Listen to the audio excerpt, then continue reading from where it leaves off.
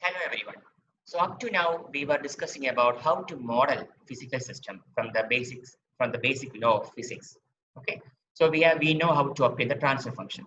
Now once we have the transfer function, we have to analyze the transfer function for its characteristics. Okay. So as a control engineer, mostly we will be bothered about three aspects. First one is stability. Second one is the transient response specifications, and finally the steady state error performance. So once you know a physical system in a mathematical model form, now we have to analyze it for its transient response behavior. That's what we are going to do in this lesson. Okay. Time response and time domain specifications.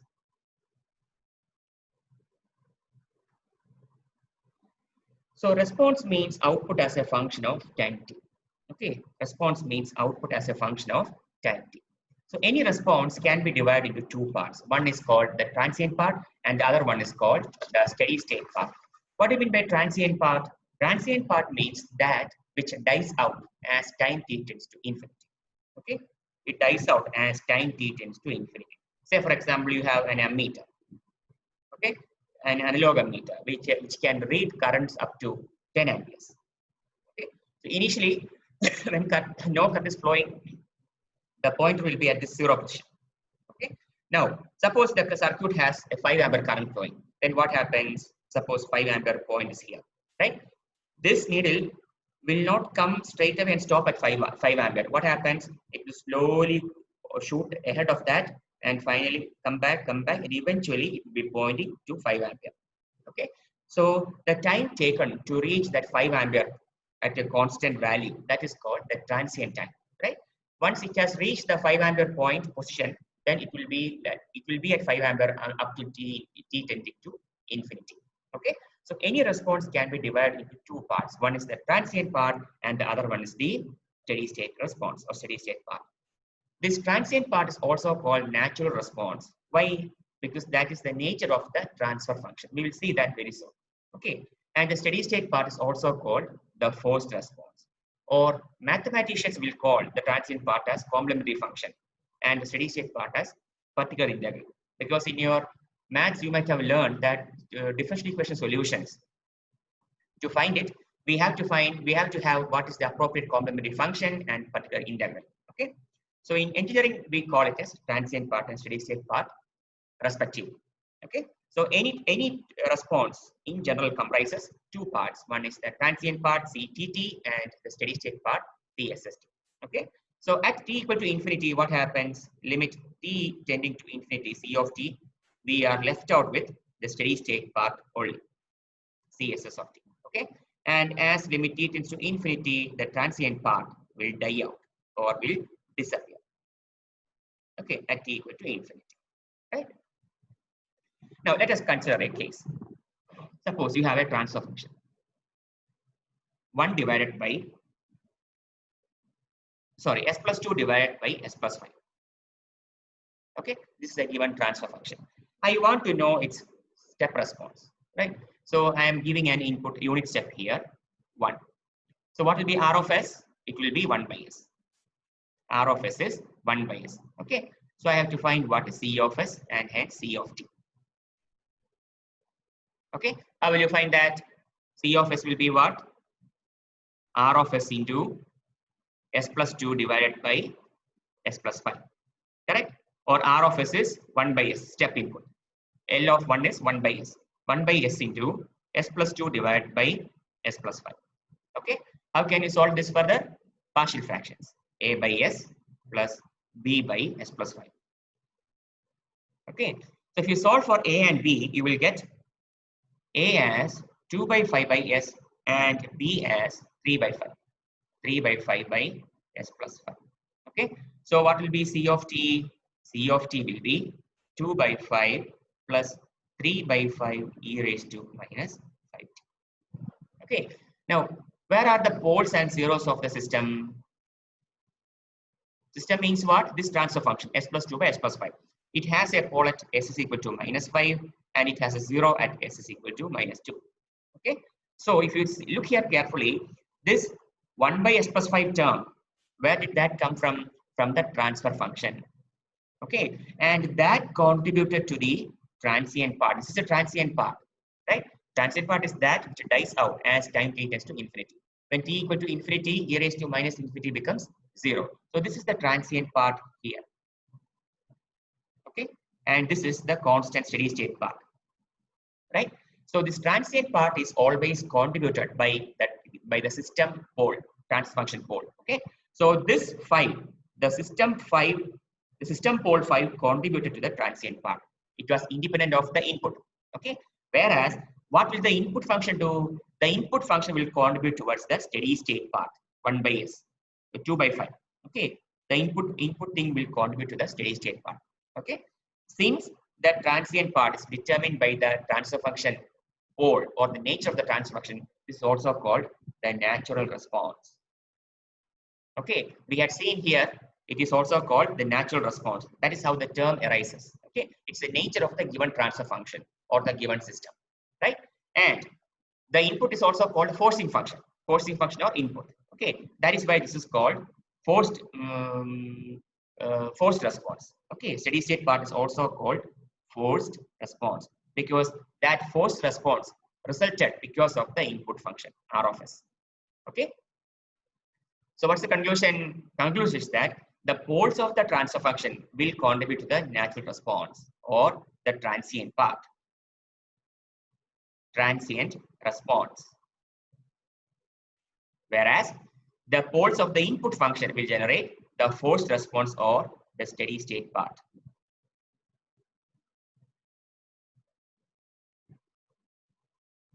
Right? Zeros and poles will generate the amplitude for both the forced and natural responses. Okay, that's what we are seeing here.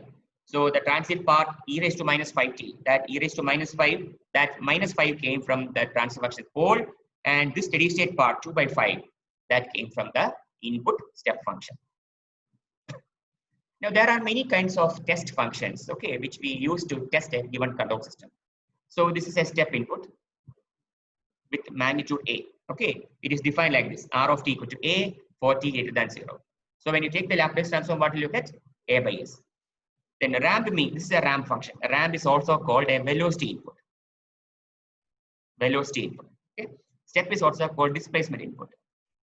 Displacement input. This is a parabolic input or an acceleration input. It's also called acceleration input. Okay. So a ramp is defined as a into t, right? For t greater than 0. And when you take the Laplace transform, you get a by s square. Parabolic ramp is also called velocity input. Okay, velocity input. Parabolic is also called acceleration. That's given by at square. So when you take the Laplace transform, you get 2a by s cube. Okay. Now you see this is a constant. When you integrate that, you get at. When you do a further integration, you get at square. Of course, by 2. That a is some constant actually. Okay. So if you consider this as a displacement, this is the ramp is also called velocity input. Okay. So if you differentiate a parabolic input, you get a velocity or a ramp input. If you differentiate a ramp or velocity input, you will get what? A step or a displacement input. Okay. Or in other words, if you integrate a step input, you will get a ramp. One more integration will lead to an acceleration or a parabolic input. Okay. So these are all different kinds of signals that we use to test a given control system. So these are also called test signals. Test signals. Okay. So the nature of the transient response is revealed by any of the test signals. Why? Because it is independent of the test signal. The transient parts depend only on the system transfer function. Transient nature is dependent only on the system poles and not on the input signal. Okay, that is the gist. So it is therefore sufficient to analyze the transient response to any one of the standard test signals. People commonly use the step signal. Okay, so we will also go for step signal for testing the control system. Now it's a first order system. I assume that my feedback is perfect so that I have a gain of 1 for my feedback path. Okay, so this is my forward path transfer function 1 by st. So what will be the closed loop transfer function? How can you find the closed loop transfer function? G of s divided by 1 plus GSHS. Okay, so my G of s is 1 by st whole divided by 1 plus 1 by st. Okay, so when you simplify that, you will get 1 divided by 1 plus st. Right? So this thing has been now converted into a single transfer function. Okay, so 1 by 1 plus st is my transfer function, closed loop transfer function. Where's the closed loop pole? At s is equal to minus 1 by t. That is what is marked here. Okay, in the S plane. Right? Let us see what happens when you are giving a unit step to that. Okay, so my transfer function is what? 1 divided by 1 plus st. Right? I am giving a unit step input. Unit step input means what? R of t is 1 and R of s is 1 by s. Okay, I want to find what is C of t. That is what we mean by a response. Response means output as a function of time t. Okay, so what will be my C of s from there? C of s will be 1 by s into 1 by 1 plus st. How will you solve for this? A by s plus b by 1 plus st. Okay, so you can find what your A and B are. So what will be your C of t? C of t will be A plus b e raised to minus t by t. Okay, A plus b e raised to minus t by t. So C of t will be A plus b e raised to minus t by capital T. C of t equal to. Okay, that is what is shown here. So G of s is 1 by 1 plus st. R of t equal to 1. That means R of s is 1 by s. Substitute that here. Apply the partial fraction. You will get your C of t. A will be equal to 1 and B will be equal to minus 1. Okay. So you get your unit step response to a first order system as 1 minus e raised to minus t by capital T. Okay. This capital T is called time constant. Time constant. Okay. Now, so this is your response E of t, right? So what is the error signal here? So this is my E of s, error signal, right? So E of t will be what? Input minus.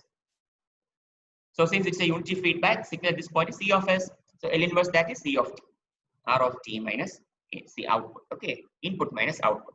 So in my output is this thing 1 minus e raised to minus t by 2. So what happens? 1 minus of 1 minus e raised to minus t by capital T. Or you get your error response as e raised to minus t by capital T. So how can you find the steady state value of the response? Steady state value limit t tends to infinity e raised to e of t will be what? Limit t tends to infinity e raised to minus t by t. As t tends to infinity, e raised to minus infinity becomes 0. So you will get your steady state error as 0. That is what is shown here. Okay, limit t tends to infinity, e raised to minus t by tau, capital T will be equal to 0. Right? So if you do a plot of the output, you will see this is an exponential rise. Okay, so this is C of t equal to 1 minus e raised to minus t by t. Okay, this is the unit step response, how it starts from 0 and it reaches the final value. What's the final value here? Final value is 1 because you are giving a unit step input. Okay. Now, what is time constant? Time constant is defined as the time taken by the step response to rise to 63% of its final value. Okay. What was the output response? C of t was 1 minus e raised to minus t by capital T. You put C of capital T. What will you get? 1 minus e raised to minus 1. How much is that? Just do a calculation and see. Tell me how much it is. 1 minus e raised to minus 1. It will be around 0.63. Okay. That is how you are getting 63% of the final value of the response, output response. Or what was our error E of t? That was e raised to minus t by t. Okay. What will be e raised to? What will be e of capital T? E raised to minus 1. How much is that? E raised to minus 1. Calculate. That will be close to 0.37. Okay. So time response can be defined in two ways. In terms of output response, it must be the time taken to reach 63% of the final value. Or if you are defining in terms of the error signal, it should be the time taken by the error to decay to 37% of the initial value. Okay. So larger the value, the slower the system will respond to the input. Okay. Now we will come to a second order system. So what is second? What do you mean by order? Order means total number of poles. Okay. So this is a second order forward path transfer function, omega n square by s square plus 2 zeta omega n. Right. Again, as before, we have a unity feedback with a negative polarity. Right. So what will be a transfer function? G divided by 1 plus T, or you get omega n square by S square plus 2 zeta omega n whole divided by 1 plus omega n square by S square plus 2 zeta omega n. And that if you solve further, you will get omega n square divided by S square plus 2 zeta omega n s plus omega n square. So this is the closed loop transfer function. Okay, omega n square divided by S square plus 2 zeta omega n s plus omega n square. So here there are two parameters. One is omega n and one is zeta. This omega n is called natural frequency, okay, or undamped frequency. Undamped natural frequency, omega n is called undamped natural frequency. This zeta is called damping ratio, right? It can take many values. Zeta may be equal to 0, zeta can be equal to 1, zeta may be lying between 0 and 1, or zeta can be greater than 1. Okay? So depending upon the values that zeta assume, you will have different kinds of systems. Let us see that one by one. Zeta equal to 0. Okay, when zeta is equal to 0, what happens? My actual transfer function was what?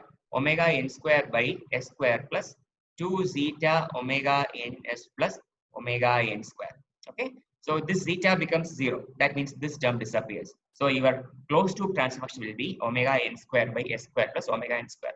Where will be the poles? Closed loop poles? Closed loop poles will be at S is equal to plus or minus j omega n. Okay, so they are purely imaginary roots lying on the imaginary axis like this.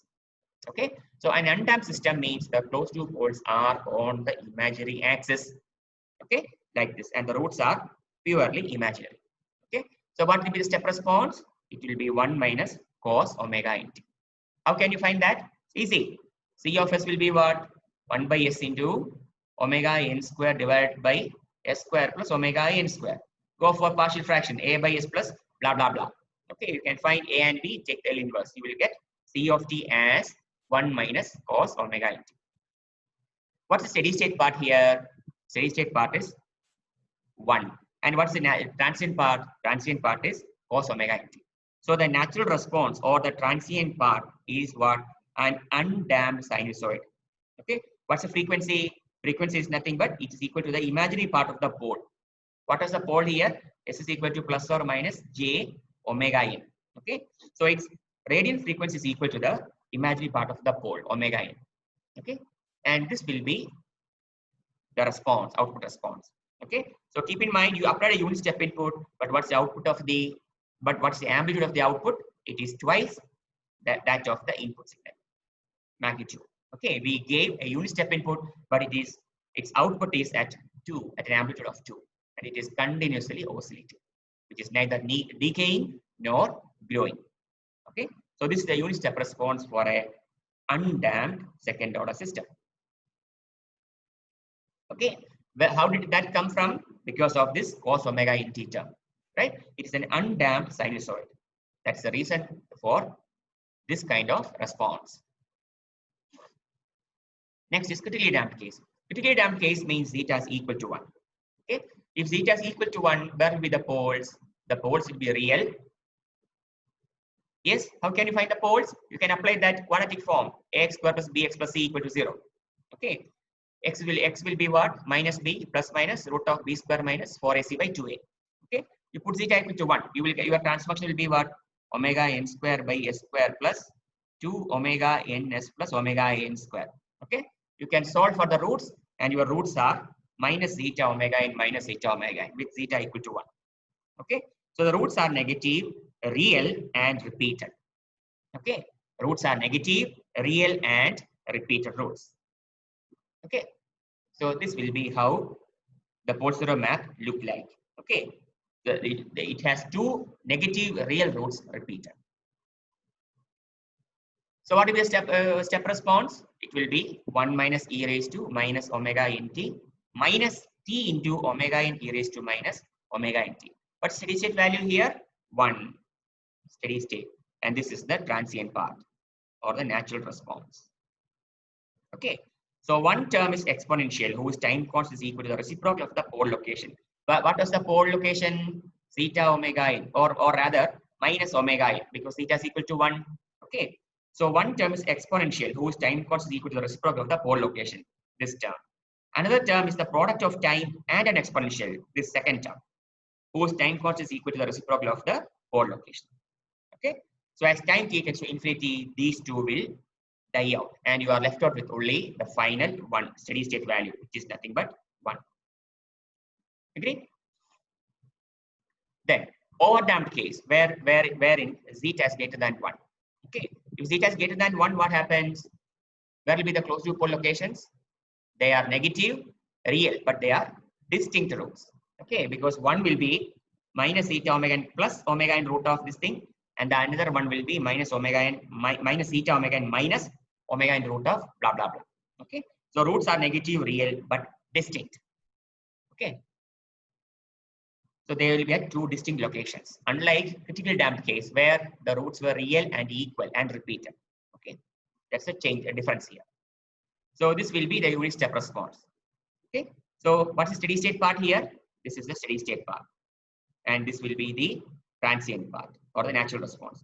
They are two exponentials with time constants equal to the reciprocal of the pole locations. Okay, what do you mean by pole location? Pole location is this thing, minus zeta omega n plus omega n into blah blah blah. That is what is shown here, and one is minus omega n root of zeta square minus 1. Okay, so the natural response consists of two terms. One is two exponentials with time constants equal to the reciprocal of the pole locations. So this will be similar to a critically damped case, okay, except that it takes more time to settle down. Overdamped systems will take a lot of time to settle down to the final value. They are said to be sluggish. Okay, such systems we call it to be sluggish. Okay. Moving on, underdamped system, right? In underdamped case, the damping ratio lies between 0 and 1. And most of the systems are underdamped practically. Okay, so this is more important. So here what happens, zeta is between 0 and 1. So when you find the roots close to poles, they are complex conjugate with negative real parts. Where are the locations? Minus zeta omega n plus j omega n into root of 1 minus zeta square, minus zeta omega n minus j omega n into root of 1 minus zeta square. And this will be the location in the S plane, pole locations, close to poles. Okay. So what will be the unit step response? It will be 1 minus e raised to minus zeta omega nt by root of 1 minus zeta square into sine omega dt plus theta. What is omega d? Omega d is called damped frequency. Damped frequency. What was omega n? That was called undamped natural frequency. Both are different. Undamped natural frequency. Okay. And what is omega d? Omega d is defined like this. Omega n into root of 1 minus zeta square. Okay. So what will be the unit step response of the second order underdamped system? It will be 1 minus e raised to minus zeta omega nt by root of 1 minus zeta square into sine omega dt plus theta. What is theta? Tan inverse root of 1 minus zeta square by zeta. Can you tell me what's the unit of theta here? It should be in radians, because omega d is in radians per second into time, into seconds. So you will get radians. So radians plus radians. Theta has to be in radians unit only. Okay. So we see what's the steady state part. This is the steady state part, 1. And this is the transient part or the natural response. Okay. So we can see that it is a damped sinusoid. Okay. And it has an exponential envelope. As t tends to infinity, it will get damped and it has an exponential envelope. Okay. Damped sinusoid with an exponential envelope whose time constant is equal to the reciprocal of the poles real part. What are the second close to poles here? Minus zeta omega n plus minus j omega n into root of 1 minus zeta square. So what's the time constant here? Time constant is 1 by zeta omega n. So time constant is equal to the reciprocal of the poles real part. Poles real part is zeta omega n. Okay. So this is the time reciprocal of the poles real part, time constant. Okay. So the unit step response of an underdamped second order system is a damped sinusoid with an exponential envelope whose time constant is equal to the reciprocal of the poles real part. Okay. This is the general form. So now I have superposed all the 4 kinds of responses. You can see here that this one is the underdamped response. The one, the curve that I marked 1 is underdamped response. Okay, curve that is marked 2 is underdamped. The first one was undamped. Second one is underdamped. Third one is the critically damped case. It starts from origin, smooth rise. Okay, without any overshoots or undershoots. And the fourth one is the overdamped case. Okay, just for a sake of clarity, I have superposed all the 4 responses. So this is the location. This is nothing but second order underdamped closed loop pole locations. So what are the closed loop poles? Second order underdamped poles minus eta omega n plus minus j omega n into root of 1 minus eta square. So this is what is called omega d. Okay, we have seen that omega d is omega n into root of 1 minus eta square. Okay, so this is the real part minus eta omega n, and this is the imaginary part. Keep in mind, complex roots always occur in pairs, complex conjugate pairs. So there is one here, and symmetrically located another root will be at this location, this position. Okay. So we will now look underdamped response in detail. Okay. So you can see it starts from the 0, then it shoots up. Okay. It comes down, it goes beyond the final value, it goes again up, comes down slowly, it is settling down. Okay, and it is wide and it is oscillating about the final value, right? So as I said before, the transient part will die out only at t equal to infinity, theoretically speaking. Okay, but we cannot wait for infinite time period, right? So practically what happens is that once your response has settled down within a finite limits, okay, we can say that, say for example, here you can see 2 dotted lines. Okay, so this essentially need not, theoretically speaking, it should be like this. Then only you can say it is settled, it has reached the final steady state value. But practically, it will keep on oscillating like this within this band. Okay, so it will be confined to one specific band, right? If that happens, then we can assume the system output has been settled down. Okay, it need not be exactly equal to 0. It is lying within a band. So we can consider that the system response has settled down. Okay. Now, what are the different time domain specifications? First one is delay time. Delay time is the time taken to reach half the final value the very first time. What do you mean by that? What's the final value? Final value must be 1 because you are giving a unit step input. Okay, so 0.5. Say this is 0.5. So how much is the time taken to reach 0.5 of this thing? That is what is called the delay time, TD. Okay, time required for the response to reach half the final value the very first time. Okay, final value was 1, half the final value will be 0.5. Time taken for the response to reach that value is called the delay time. Agreed? Then rise time. For underdamped systems, rise time is the time to rise from 0 to 100% of the final value. So what's the final value? 1. So this time is what is called rise time, TR. Okay, time taken to reach the final value from 0. Okay, that is called the rise time, 0% to 100% of the final value. Now, it is not a smooth response like the overdamped or critically damped case, right? Go up, come down, go up, come down, and slowly it will settle down, right? So now we have to look at what is called maximum overshoot. Okay, what is overshoot? It is the value of the response curve measured from unity. Okay, what's the final value? Final value is 1. Okay, so how much does it shoot beyond the final value? That is what is called overshoot or peak overshoot MP. Okay, is the value of the response curve measured from unity. If the final steady state value of the response is non-unity, then this is the maximum percentage overshoot. Okay, so what is this? C of TP minus C infinity by C infinity. What is C of TP? C of TP means this value. Okay, Y or C, huh? I have taken the material from different books. That's why notations appear to be different. Nothing to worry about that. Okay, this is the output response C of T. So this will be my C of TP, right? What will be C of infinity in this case? What should be the final value? 1. So I can write this as C of TP instead of minus C infinity, I can write 1 divided by 1. Okay, that is what you are seeing here. C of Tp minus C infinity by C infinity. So in this case, C infinity happens to be 1 because the final value is 1. So this will be your overshoot, MP. Agreed? Moving down. Peak time. It's obvious. Time taken to reach the first peak of the overshoot.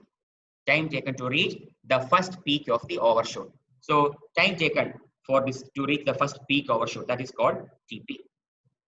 Okay, peak time. Then, as I said before, settling time. Time required for the response to reach and stay within a range or within a band. That band is called tolerance band. Okay, specify tolerance band about the final value. Theoretically, the time taken to damp out the transient may be infinity, but practically, the transient is assumed to be over when the error is reduced below some acceptable value. Okay, that is what I said here. So once you can consider a band about the final value, and if your response is confined within that band, then you can assume that your transient part has settled, has died out. Okay, and then you are left out with settling as a steady state part. So time taken by the curve to reach and stay within that band, that is called settling time. Okay, so this much will be the settling time. Okay, settling time. One question: do we have settling? Do we have peak time and overshoot for overdamped or critically damped systems? No. Okay. If you remember, critically damped means something like this. Overdamped means something like this. Okay. There are no overshoots or undershoots. Okay. So you cannot define peak time and peak overshoot.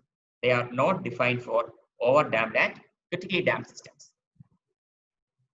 So now we will define these things. Okay, time domain specifications for second order underdamped system. So this was the output 1 minus e raised to minus theta omega in t by a root of 1 minus theta square sine omega dt plus theta, where theta is tan inverse root of 1 minus theta square by zeta. Okay, so that is evident from this figure. Okay, so what is tan theta from this? You can calculate tan theta. Opposite side. What is opposite side? Opposite side is this height. Omega n into root of 1 minus zeta square divided by adjacent side. Adjacent side is zeta omega n. Okay, omega and omega n is cancelled. Tan theta is root of 1 minus zeta square by zeta, or theta is tan inverse root of 1 minus zeta square by zeta. Rise time is given by this expression, pi minus theta by omega t.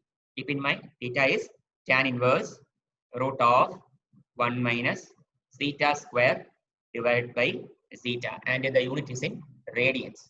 Okay.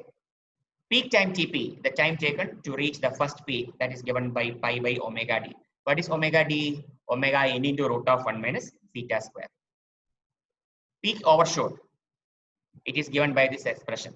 Okay, e raised to, whole thing is e raised to minus pi zeta divided by root of 1 minus zeta square.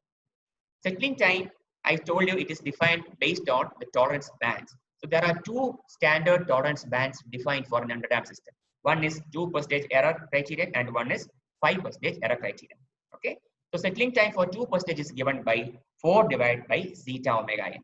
And for 5% error, settling time is 3 divided by zeta omega n. Okay. These expressions you have to remember. So I told you that we had seen the output of an underdamped second order system is a damped sinusoid with an exponential envelope. So you can see this blue curve is an exponential decay, it's an exponential rise. Okay, so the response will lie within that. Okay, so once it has reached within a finite band, you can assume that the transient part has died out. Okay, and you are left out with the steady state part. So this gives the second order underdamped response. Components generated by the complex code. So who will give rise to this exponential term that comes from that 1 minus, what is the output response? 1 minus e raised to minus theta omega in t by root of 1 minus theta square into sine omega dt plus theta. That was the output. Okay. So this is the exponential term. Okay. So keep in mind there are complex conjugate rules. So if you have 1 minus e raised to minus theta omega t, then you have 1 plus also. Okay. So this is how underdamped systems will give an output corresponding to a unit step input.